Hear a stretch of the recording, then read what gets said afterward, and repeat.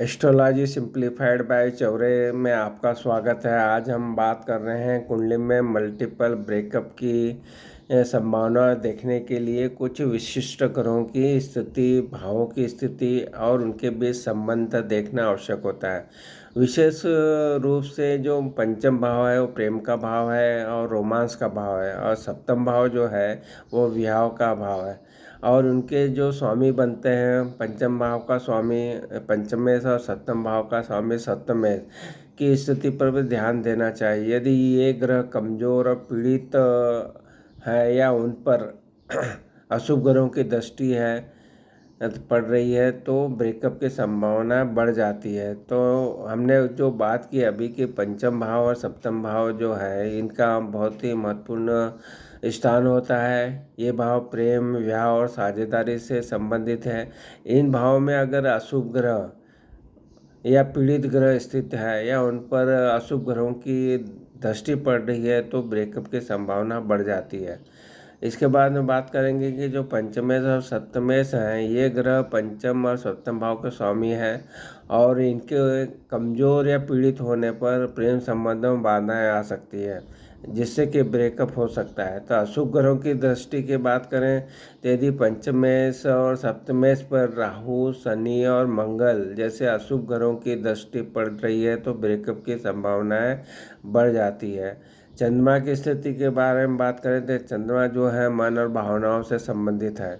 यदि चंद्रमा आपका कमज़ोर है या पीड़ित है तो व्यक्ति प्यार में विश्वास खो सकता है और रिश्ते खराब हो सकते हैं। शुक्र की बात करें तो शुक्र प्रेम, रोमांस से संबंधित है। यदि शुक्र कमज़ोर और पीड़ित है तो व्यक्ति को प्यार में असफलता मिल सकती है या रिश्ते में खटास आ सकती है। सूर्य की बात करें तो सूर्य सत्ता और नेतृत्व से संबंधित है। यदि सूर्य पंचमेश या सप्तमेश पर दृष्टि डालता है तो व्यक्ति के रिश्ते में नेतृत्व संबंधी समस्याएं आ सकती है। जो और भी महत्वपूर्ण कारक है विवाह के योग में, यदि कुंडली में जो योग का विवाह योग है वो कमज़ोर है या उस पर अशुभ ग्रहों का प्रभाव है तो विवाह में समस्या आ सकती है, जिससे कि ब्रेकअप हो सकता है। ये जो दोष भी कुंडली में अगर होते हैं जैसे कि कालसर्प दोष या मंगल दोष, वे भी ब्रेकअप की संभावनाओं को बढ़ा सकते हैं। ग्रहों के गोचर के बारे में बात करें तो जब ग्रहों के गोचर ब्रेकअप की संभावनाओं को प्रभावित कर सकते हैं। कुछ ग्रहों के गोचर के दौरान प्रेम संबंधों में समस्याएं आ सकती है। तो निष्कर्ष यह निकलता है कि जब भी कुंडली में ब्रेकअप की संभावनाओं को देखना है तो आपको एक ज्योतिष विशेषज्ञ से सलाह लेना सबसे आवश्यक होता है। वे आपकी कुंडली का विश्लेषण कर सकते हैं और आपको बता सकते हैं कि क्या आपकी कुंडली में ब्रेकअप की संभावनाएं है।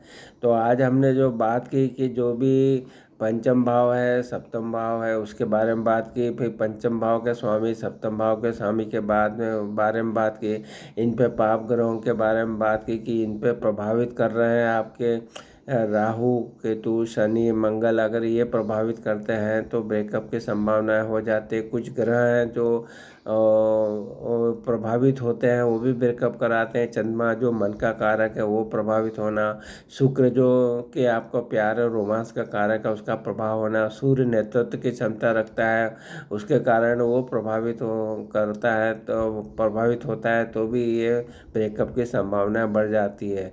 तो इस तरह से आपकी पूरी कुंडली, जन्मकालीन कुंडली जो रहती है उसका जो ज्योतिष विशेषज्ञ है उसकी अगर उसका पूरा आपको मार्गदर्शन करने के लिए उसका विश्लेषण करके आपको ज़रूर इन संभावनाओं को बता सकता है कि आपका ब्रेकअप होगा या नहीं। तो आप ज़रूर अपने जन्मकालीन कुंडली को देखिए, वहाँ पे जो बातें बताई उसको देखिए, फिर दशा अंतर्दशा को भी देखिए, साथ में ये भी देखिए कि गोचर का क्या प्रभाव आ रहा है।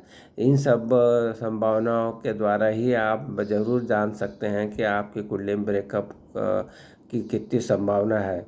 आपको हमारे वीडियो पसंद आ रहा था, हमें जो चैनल एस्ट्रोलॉजी सिंप्लीफाइड है यहाँ उपलब्ध वीडियो के बारे में भी आप लाभ उठा सकते हैं।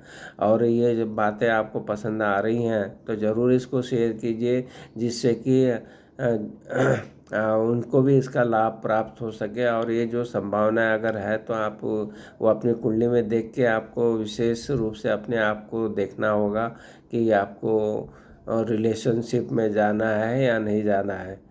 तो आपको हमारे वीडियो पसंद आ रहे हैं तो हमारे चैनल एस्ट्रोलॉजी सिंप्लीफाइड को ज़रूर सब्सक्राइब कीजिए और वीडियो को भी लाइक और शेयर कीजिए। आपने हमें चैनल सब्सक्राइब किया, वीडियो को लाइक और शेयर किया, इसके लिए आपका बहुत बहुत धन्यवाद।